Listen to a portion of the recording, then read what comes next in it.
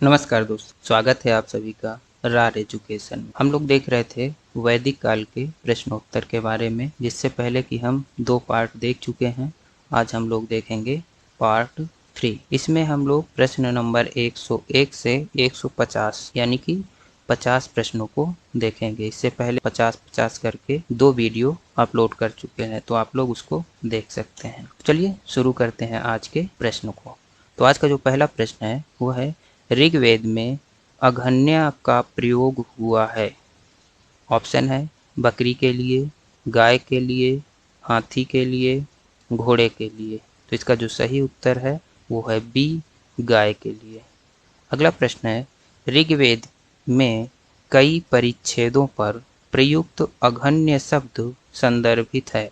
देखिए प्रश्न वही है, लेकिन इसको किस प्रकार से पूछा जाता है अलग अलग तरीके से, ये अगला प्रकार है और ये पूछे गए हैं। ठीक है, तो देखते हैं इसका। ऑप्शन है पुजारी के लिए, स्त्री के लिए, गाय के लिए, ब्राह्मण के लिए। तो इसका जो सही उत्तर है वो है सी, गाय के लिए। अगला प्रश्न है, वैदिक काल में किस जानवर को अघन्या माना गया। ऑप्शन है बैल, भेड़, गाय, हाथी। और इसका जो सही उत्तर है वो है सी, गाय। इन प्रश्नों को मैं इसलिए रख रहा हूँ आपके सामने ताकि इससे ये पता चल सके कि कितने प्रकार से इस प्रश्न को पूछा गया है अभी तक। ठीक है, तो देखते हैं अगला प्रश्न। ऋग्वेद में निम्नलिखित पशुओं में से किसका उल्लेख हुआ है। ऑप्शन है गाय, बकरी, अश्व, भैंस। अब इनको कूट से मिलाना है कि कौन कौन से पशुओं का उल्लेख ऋग्वेद में मिलता है। तो ऑप्शन देखिए इसके, और इसका जो सही उत्तर है वो है डी। डी नंबर में देखें ऑप्शन में 1, 2, 3 एवं 4, यानी कि जितने शब्द दिए गए हैं गाय, अश्व, बकरी, भैंस, ये सभी उल्लिखित हैं कहाँ पर, ऋग्वेद में। अगला प्रश्न है, निम्नलिखित में से किस एक वैदिक साहित्य में मोक्ष की चर्चा मिलती है। तो इसका जो ऑप्शन है उसको देखिए, ऋग्वेद, परवर्ती संहिताएं, ब्राह्मण, उपनिषद। और इसका जो सही उत्तर है वो है डी, उपनिषद। अगला प्रश्न है, सत्यमेव जयते शब्द किस उपनिषद से लिया गया है। ऑप्शन है मुंडकोपनिषद, कठोपनिषद, छांदोग्य उपनिषद, इनमें से कोई नहीं। इसका जो सही उत्तर है वो है ए, मुंडकोपनिषद। तो मुंडकोपनिषद में सत्यमेव जयते शब्द का उल्लेख मिलता है। अगला प्रश्न है, उपनिषदों का मुख्य विषय है। ऑप्शन है सामाजिक व्यवस्था, दर्शन, विधि, राज्य। तो इसका जो सही उत्तर है वो है बी, दर्शन। तो उपनिषदों का जो मुख्य विषय है वो क्या है, दर्शन है। अगला प्रश्न, उपनिषद पुस्तकें हैं। देखिए ये भी वही प्रश्न है, लेकिन इसको किस प्रकार से पूछा गया है वो चीज़ देखिए, धर्म पर, योग पर, विधि पर, दर्शन पर। तो इसका जो सही उत्तर होगा वो होगा डी, दर्शन पर। अगला प्रश्न है, निम्नलिखित में से किस एक उपनिषद में पहली बार निराशावाद के तत्व दिखाई देते हैं। ऑप्शन है मैत्रायणी, कौशितकी, बृहदारण्यक, केन। और इसका जो सही उत्तर है वो है ए, मैत्रायणी। ठीक है, अगला प्रश्न है, बृहदारण्यक उपनिषद में जनक की सभा में याज्ञवल्क्य से दार्शनिक संवाद करते हुए निम्नलिखित में से किसका वर्णन हुआ है। ऑप्शन है गार्गी, कात्यायनी, मैत्रेयी, विश्वारा। और इसका जो सही उत्तर है वो है ए, गार्गी। अगला प्रश्न है, जनक और याज्ञवल्क्य कथानक कहाँ मिलता है। ऑप्शन है शतपथ ब्राह्मण, ऐत्रेय ब्राह्मण, बृहदारण्यक उपनिषद, कठोपनिषद। तो इसका जो सही उत्तर है वो है सी, बृहदारण्यक उपनिषद। तो जनक और याज्ञवल्क्य का कथानक बृहदारण्यक उपनिषद में मिलता है। अगला प्रश्न है, निम्नलिखित में से कौन सा एक कथन उपनिषदों के विषय में सही नहीं है। ठीक है, देखते हैं ऑप्शन, बृहदारण्यक व छांदोग्य उपनिषद गद्य में है। ऑप्शन बी है कठ उपनिषद प्राचीनतम उपनिषदों में से एक है। अगला ऑप्शन है, उपनिषद घोषणा करते हैं कि मोक्ष ज्ञान से संभव है, न कि आस्था से। अगला ऑप्शन है उपनिषद तपश्चर्या के जीवन को मोक्ष के लिए परम आवश्यक नहीं मानते। और इसका जो सही उत्तर है वो है बी, यानी कि कठ उपनिषद प्राचीनतम उपनिषदों में से एक नहीं है। एक से पूछ रहा है कि सही नहीं है, यानी कि ये गलत है।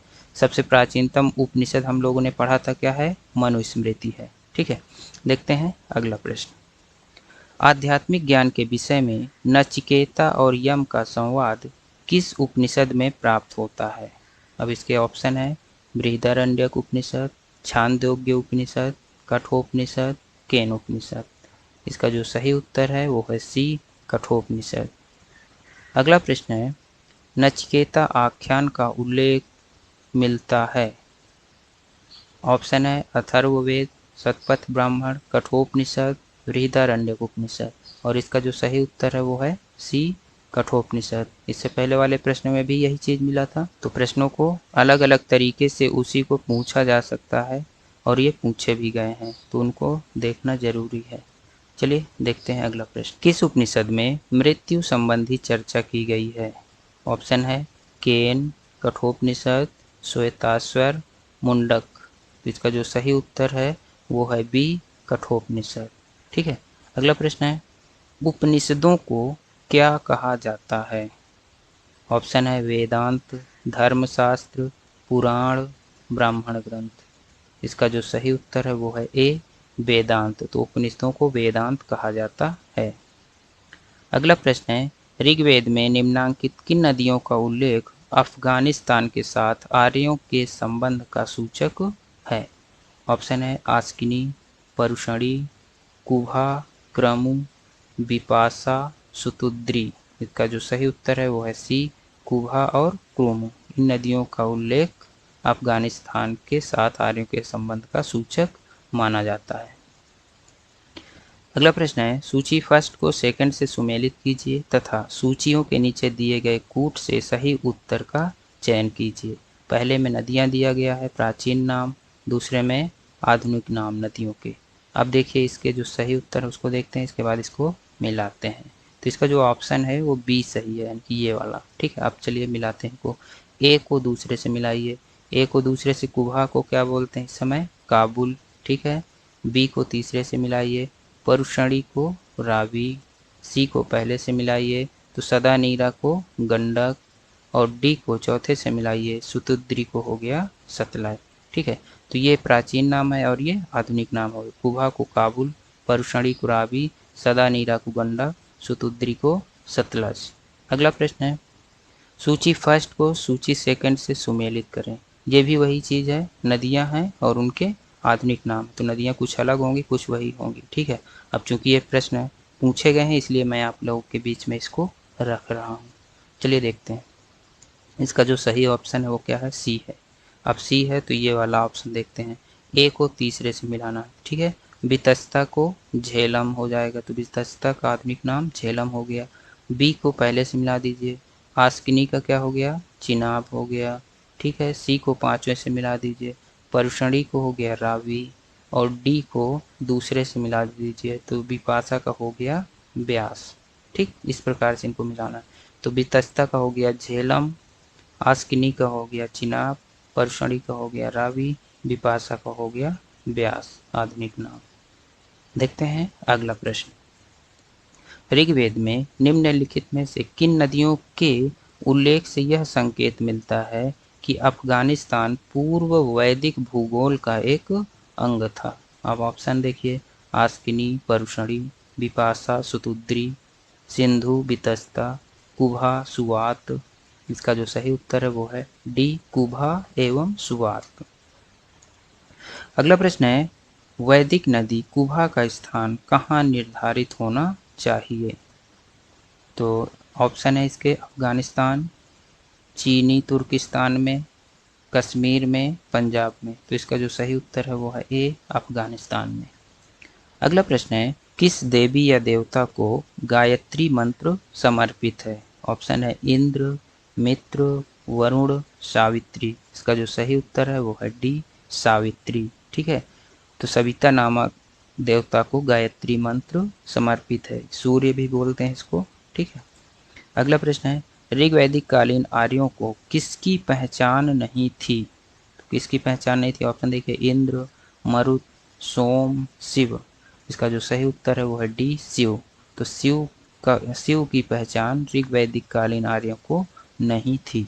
अगला प्रश्न है, उत्तर वैदिक काल में महत्व प्राप्त किए प्रजापति देवता में से कौन से पूर्वत देव समाहित हो गए? यानी कि प्रजापति में कौन से देव समाहित हो गए थे? अब देखिए इसका ऑप्शन, वाक, काल, विश्वकर्मा, हिरण्यगर्भ। देखते हैं क्या सही है इसका। तो इसका सही है तीसरा और चौथा, यानी कि विश्वकर्मा और हिरण्यगर्भ, ये जो पूर्व देवता थे वो किसमें समाहित हो गए थे? प्रजापति में। ठीक है। अगला प्रश्न है, निम्नलिखित वैदिक देवताओं में से किसे उनका पुरोहित माना जाता था? ऑप्शन है अग्नि, बृहस्पति, दौस, इंद्र। तो इसका जो सही उत्तर है वो है बी, बृहस्पति। तो बृहस्पति को वैदिक देवताओं में उनका पुरोहित माना जाता है, देवताओं का। अगला प्रश्न है, शिव का प्रथम रूप साहित्य में क्या मिलता है? ऑप्शन है योगी, रुद्र, पशुपति, कल्याणकता। का जो सही उत्तर है वो है बी, रुद्र। तो शिव का जो प्रथम रूप साहित्य में मिलता है वो किस नाम से मिलता है? रुद्र नाम से। अगला प्रश्न है, सर्वाधिक ऋग्वैदिक सूक्त समर्पित हैं? ऑप्शन है अग्नि को, इंद्र को, रुद्र को, विष्णु को। इसका जो सही उत्तर है वो है बी, इंद्र को। अगला प्रश्न है, निम्नलिखित में से किसे ऋग्वेद में युद्ध देवता समझा जाता था? तो युद्ध का देवता किसे माना जाता था? ऑप्शन देखिए इसके, अग्नि, इंद्र, सूर्य, वरुण। तो ऑप्शन इसका जो सही उत्तर है वो है बी, इंद्र को युद्ध का देवता माना जाता था। अगला प्रश्न है, निम्नलिखित में से कौन से वैदिक देवता बोगाज कोई अभिलेख में उल्लिखित हैं? ठीक है, बोगाज कोई अभिलेख।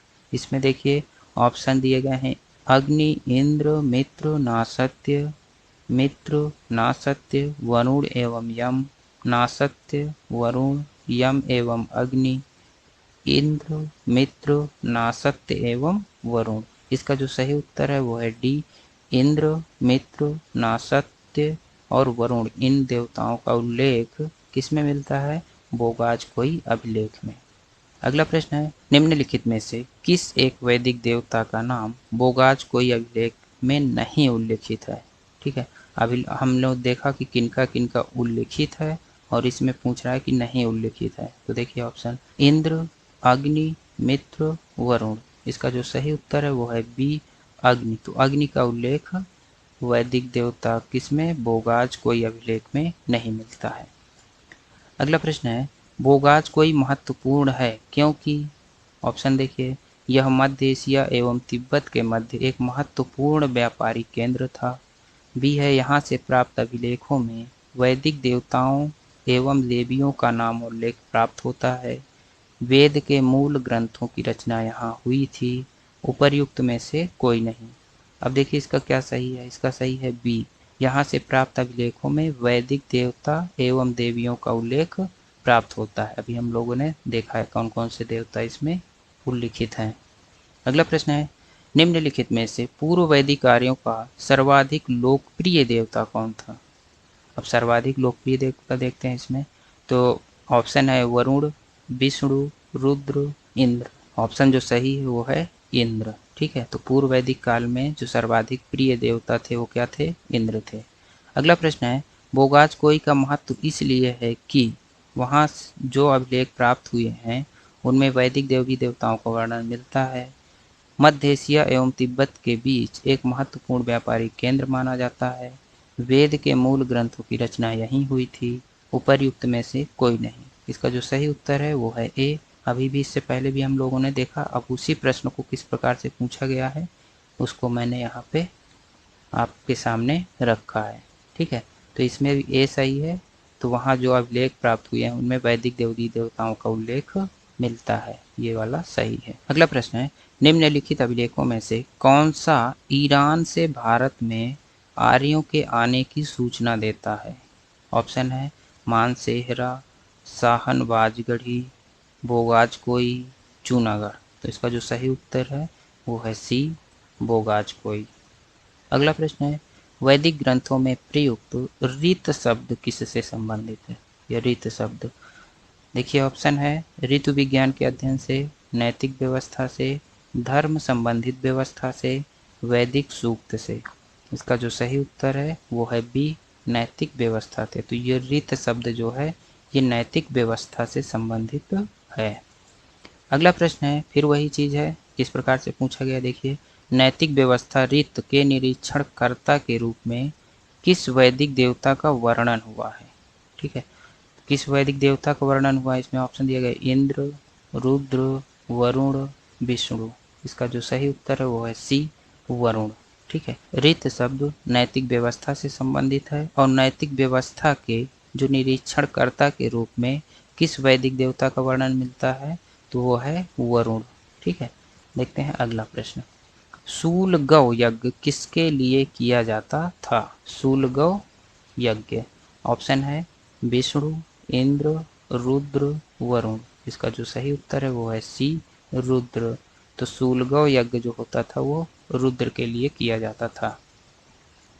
अगला प्रश्न है, निम्नलिखित ऋग्वैदिक देवताओं में से किसे अक्सर अतिथि की उपाधि देकर संबोधित किया जाता था? तो देखते हैं, इसका ऑप्शन है इंद्र, वरुण, अग्नि, सोम। इसका जो सही उत्तर है वो है सी, अग्नि। तो अग्नि को अतिथि की उपाधि देकर के संबोधित किया जाता था। अगला प्रश्न है, ऋग्वेद के वंश मंडल प्रायः किसके मंत्र से आरंभ होते हैं? इसका ऑप्शन है अग्नि, इंद्र, मित्र, सूर्य। सही उत्तर है इसका ए, अग्नि। ठीक है, अब देखते हैं अगला प्रश्न, निम्नलिखित वैदिक देवताओं में से कौन अवेस्ता के देवता अहुर मजदा से सादृश्य रखता है? ऑप्शन है इंद्र, वरुण, रुद्र, विष्णु। सही उत्तर है इसका बी, वरुण। तो वरुण जो है वो अवेस्ता के देवता जो अहुर मजदा है उससे संबंध यानी कि उसके सादृश्य हैं। अगला प्रश्न है, किस ऋषि के बारे में कहा जाता है कि उन्होंने दक्षिण भारत का आर्यकरण किया या उन्हें आर्य बनाया? अब देखिए इसके ऑप्शन, विश्वामित्र, अगस्त, वशिष्ठ, सांभर। इसका जो सही उत्तर है वो है बी, अगस्त ऋषि। ठीक है, तो अगस्त ऋषि को माना जाता है कि इन्होंने दक्षिण भारत में आर्यीकरण का काम किया था। अगला प्रश्न है, उत्तर वैदिक युग में उत्तरी बिहार के आर्यीकरण का श्रेय किसे दिया जाता है? ऑप्शन है विदेह माधव, इंद्र, मद्रास, अग्नि। इसका जो सही उत्तर है वो है ए, विदेह माधव। तो विदेह माधव को उत्तर वैदिक युग में उत्तरी बिहार के आर्यीकरण का श्रेय दिया जाता था। अभी तक दक्षिण भारत में देखा था, अब ये उत्तरी बिहार के बारे में है। ठीक है, तो विदेह माधव उत्तरी बिहार के आर्यीकरण के प्रमुख प्रणेता माने जाते हैं। अगला प्रश्न है, उत्तर वैदिक काल में निम्नलिखित में से कौन सा अधिकारी करों का संग्राहक होता था? तो करों को संग्रह करने का काम कौन करता था? तो इसके ऑप्शन है अच्छावाप, भागदूध, पालागल, संगहित्री। इसका जो सही उत्तर है वो है बी, भागदूध। ठीक है, अगला प्रश्न है, निम्नलिखित प्राचीन जनजातियों पर विचार कीजिए। अंग, गांधारी, व्रात्य। उपर्युक्त में से कौन सी जनजाति या जनजातियां वैदिक काल में अस्तित्व में थीं? तो वैदिक काल में कौन कौन सी जनजातियां अस्तित्व में थीं इनमें से?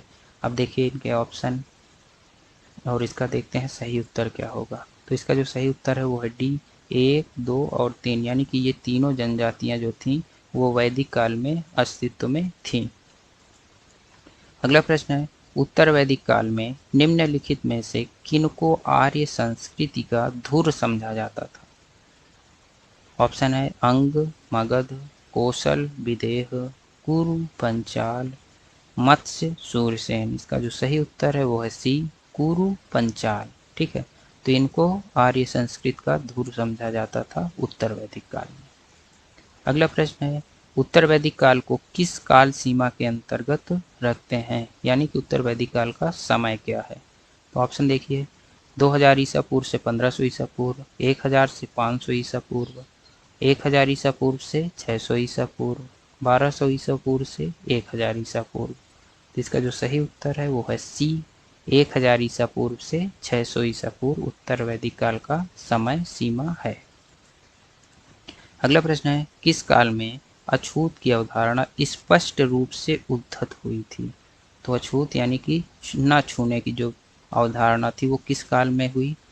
प्रमुख रूप से ऋग्वैदिक काल में, उत्तर वैदिक काल में, उत्तर गुप्त काल में, धर्मशास्त्रों के समय में। तो इसका जो सही उत्तर है वो है बी, उत्तर वैदिक काल में। अगला प्रश्न है, निम्नलिखित में से कौन सा एक पदाधिकारी उत्तर वैदिक काल में रत्नियों की सूची में सम्मिलित नहीं था? ऑप्शन है ग्रामणी, महिषी, स्थपति, सूत।